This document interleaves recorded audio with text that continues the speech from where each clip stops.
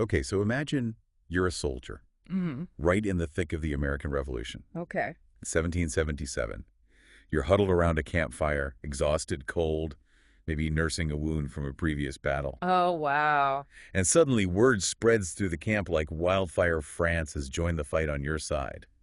A glimmer of hope. Yeah, exactly. A glimmer of hope in a year that's been brutal, full of setbacks. I can imagine. And that's the year we're diving into today. 1777, a turning point in the fight for American independence. Sounds fascinating. Absolutely. We're using this incredible lecture from Professor Greg Jackson on the History That Doesn't Suck podcast to guide our deep dive. Great source. Really is. We'll be focusing on two major campaigns. The Saratoga campaign in New York. Right, upstate. Exactly. Yeah. And the Philadelphia campaign down south. Two very different theaters of war. Very different. It's remarkable how much happened in just that one year. It really captures the roller coaster of the revolution. Yeah, 1777 was a pivotal year full of highs and lows. To understand how we got to that pivotal moment with France joining the fight, let's rewind to the end of 1776. Okay. Washington's victories at Trenton and Princeton, Oh, yeah, those were crucial. they gave the Americans a much-needed morale boost. Absolutely. The British were caught totally off guard. It forced them to rethink their entire strategy. And that's where Gentleman Johnny Burgoyne enters the picture. Ah, yes, Gentleman Johnny, what a name. Right. It conjures up images of fancy dinners and parties. Not exactly a rugged wilderness campaign. But he was a fascinating figure. Tell me more. Flamboyant, a bit of a socialite, even a playwright in his spare time. No way. Oh, yeah.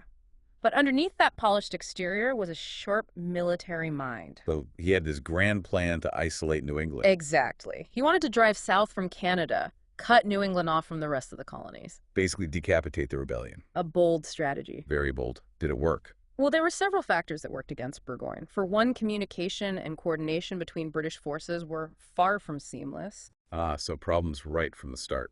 While Burgoyne was marching south, General Howe, the overall British commander, had his eyes on Philadelphia, So two powerful armies, two different objectives. like two ships passing in the night.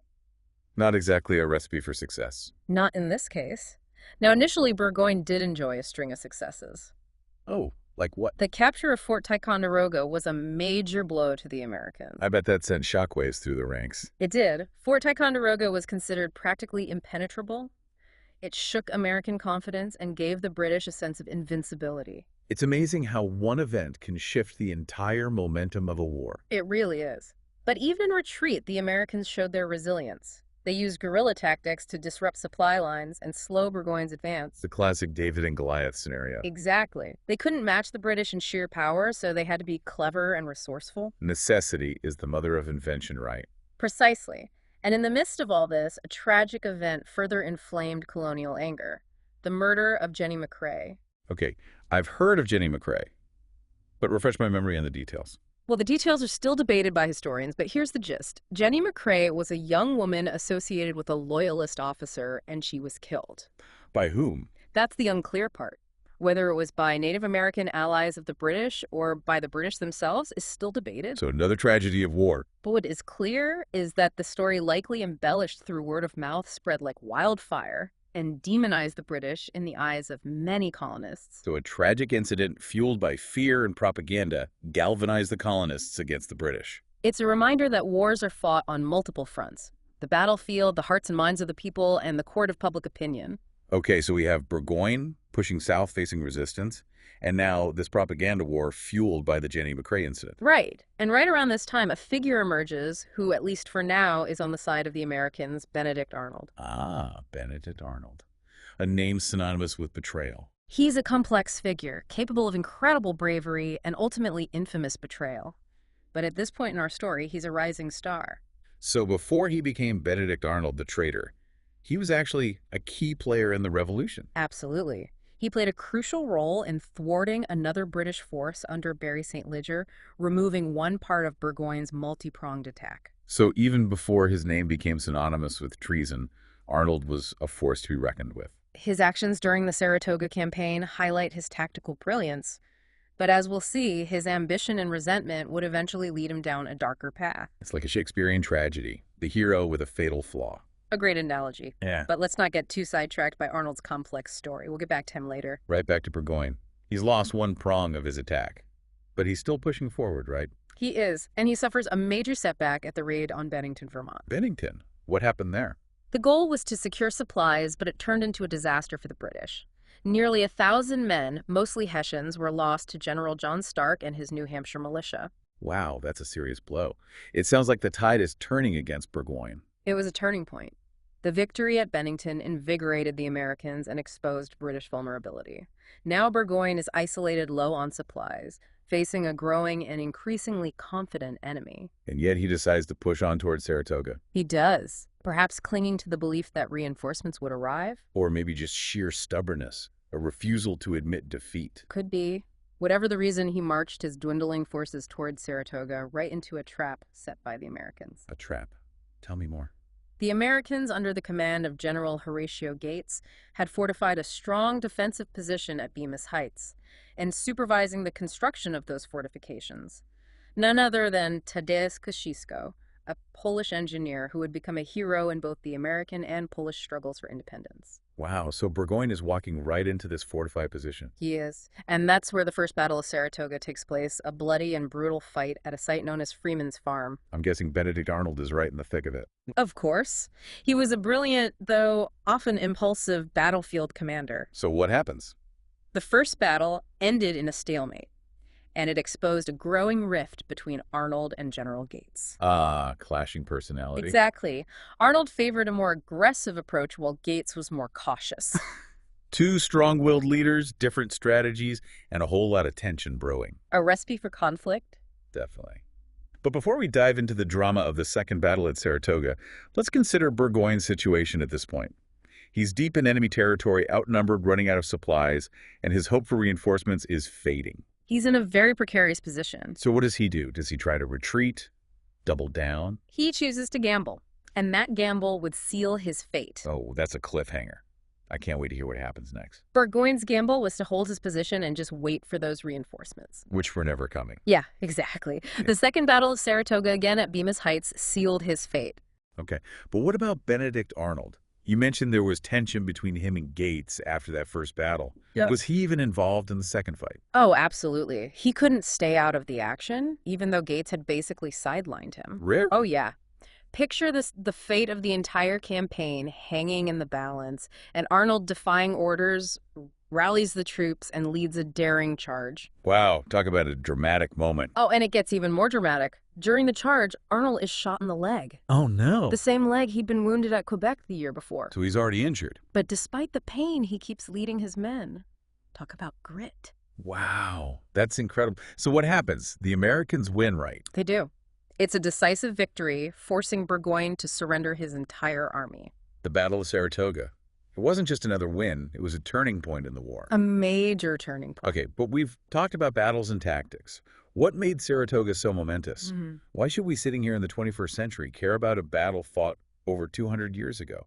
Because Saratoga's impact went far beyond the battlefield, news of the American victory reached Europe, and, well, let's just say it caught the attention of a certain powerful nation. France. France, exactly. The old enemy of Britain. I bet they were thrilled. Oh, absolutely. They'd been covertly supplying the Americans, but Saratoga was proof that this wasn't just some ragtag rebellion. The Americans could actually win. So France decides to get involved. They did. They took a calculated risk and made it official. France entered the war on the side of the United States. Wow, talk about a game changer. Suddenly, the fledgling nation has a powerful ally, and Britain has another formidable enemy to contend with. The balance of power shifted dramatically. It's fascinating how one battle fought in a relatively remote location could have such a global impact. It's a reminder that history is full of these unexpected ripple effects. Absolutely.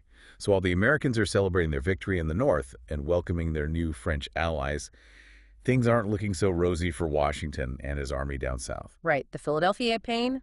General Howe, the overall British commander, has his sights set on Philadelphia. Seems like a logical move: capture the capital, crush the spirit of the rebellion. It seems logical, but remember, this is the 18th century.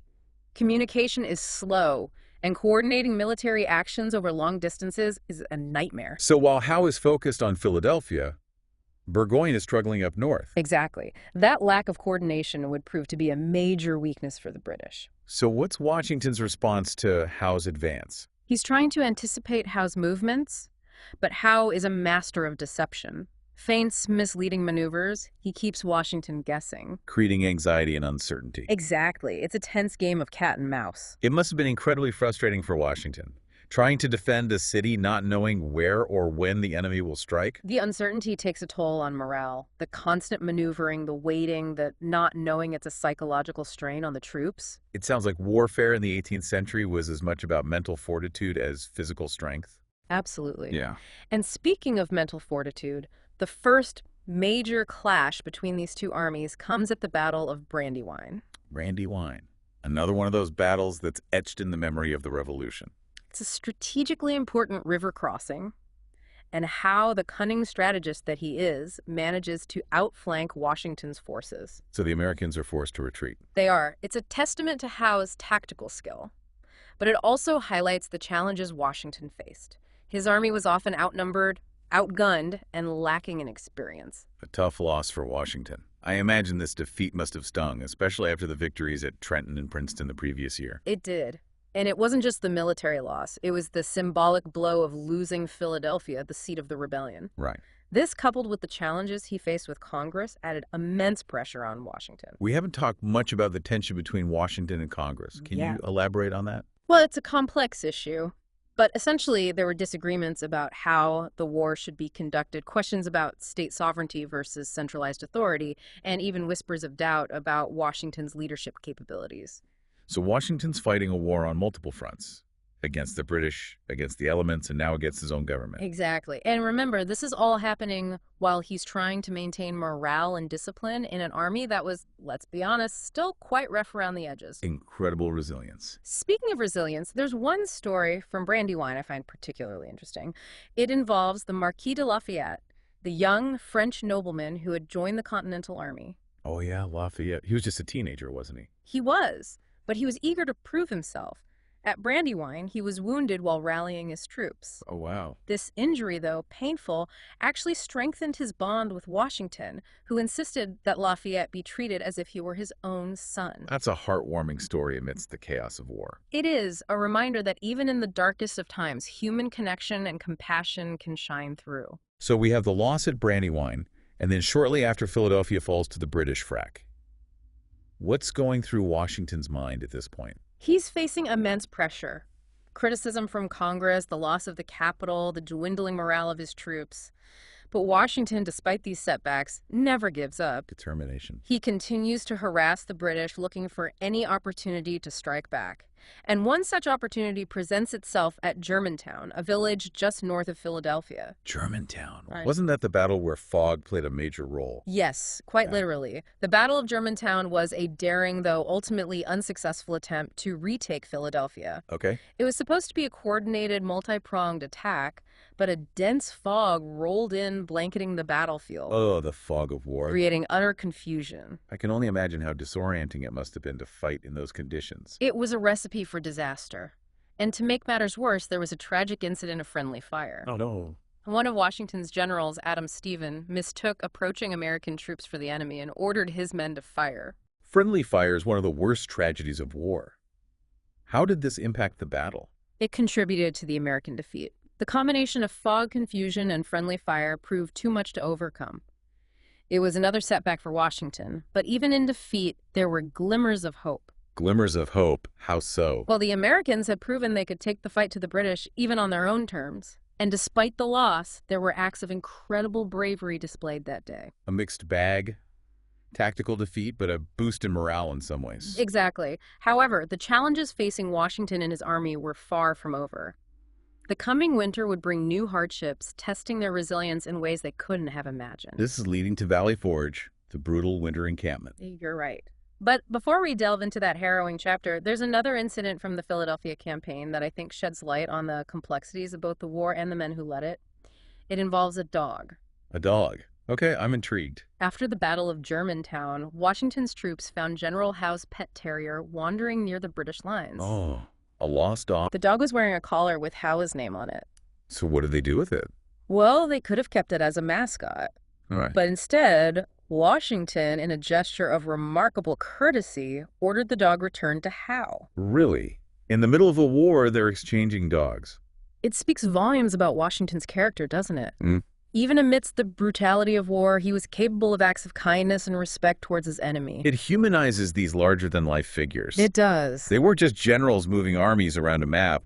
They were men capable of compassion and empathy, even for those they considered the enemy. It's a powerful reminder that even in the most divisive of conflicts, shared humanity can still exist. So we have these contrasting stories emerging: the strategic victory at Saratoga in the north, the struggles and setbacks of the Philadelphia campaign in the south, and these unexpected moments of human connection. And as we transition to the final chapter of our exploration of 1777, I think it's important to acknowledge the toll this year took on the Continental Army.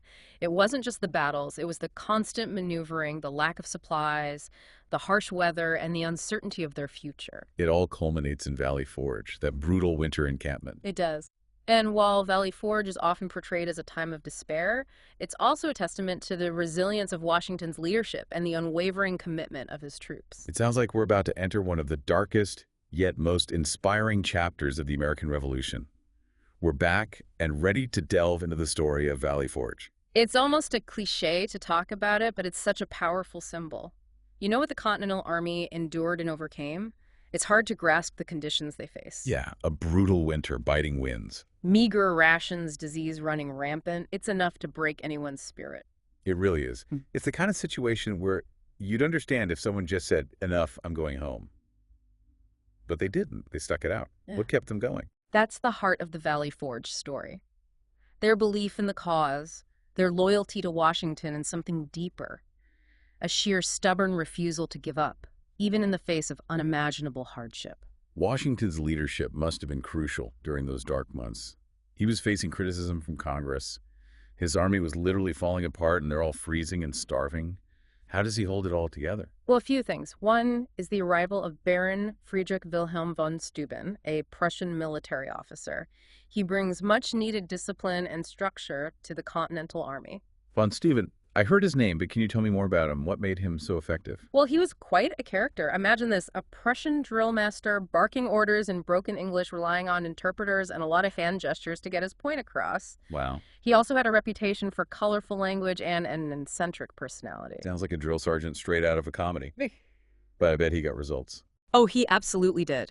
He drilled the soldiers relentlessly, teaching them European military tactics, transforming them from a ragtag group of militiamen into a more cohesive and disciplined fighting force. So von Steuben provides the structure, the training, the backbone, but they still need supplies. Yeah. Right? You can't fight a war on an empty stomach. Absolutely. And that's where individuals like Robert Morris come in. He's a wealthy Philadelphia merchant, and he steps up big time, using his personal fortune and connections to secure loans and supplies for the army. Wow, he was like the bankroller of the revolution. Yeah, and it's amazing how individuals like Morris often get overlooked in history books, but their contributions were essential. It was a true team effort. Von Steuben's training, Morris's financial support, and of course Washington's leadership. Yeah. It's a testament to the collective with a shared determination to overcome seemingly insurmountable obstacles. And out of that crucible emerges a stronger, more unified Continental Army ready for the fight ahead. They may have been battered and bruised, but their spirit was unbroken. And that brings us full circle back to those contrasting narratives of 1777 Saratoga, a victory that secured a vital alliance with France, and Valley Forge, a symbol of American resilience. It's almost like two sides of the same coin. It is. Saratoga showed the world that the American cause was viable, that they could win battles against a powerful empire. And Valley Forge proved their grit, their determination to endure even the most unimaginable hardships. So what are the key takeaways from our deep dive into 1777? Well, I think first it underscores the importance of communication and coordination in warfare. The lack of it plagued the British and ultimately contributed to their defeat at Saratoga. Right. Second, it highlights the power of resilience, both on the battlefield and in the face of adversity.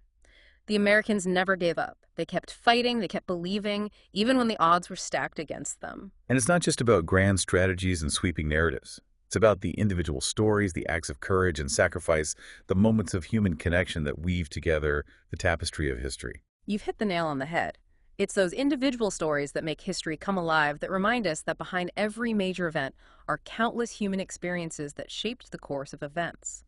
As we wrap up this deep dive, I'm left with a lingering question. We focused on the battles, the campaigns, the big picture. But what about the everyday experiences of the people who lived through those tumultuous times? The farmers whose fields were trampled, the families forced to flee their homes, the women who kept things running while their husbands were off fighting their stories are often lost in the grand narratives of history. That's a great point. We can't forget the human cost of war, the impact it had on ordinary lives. No, history isn't just dates and battles. It's about people, their choices, their sacrifices, their resilience. Exactly. It's something for all of us to think about. As we learn about these momentous events, let's not forget the human stories that lie beneath the surface. And with that thought-provoking note, we conclude our deep dive into 1777, a year that tested the limits of American resilience and set the stage for their ultimate victory. Thanks for joining us. It's been a pleasure. Until next time, keep diving deep into history.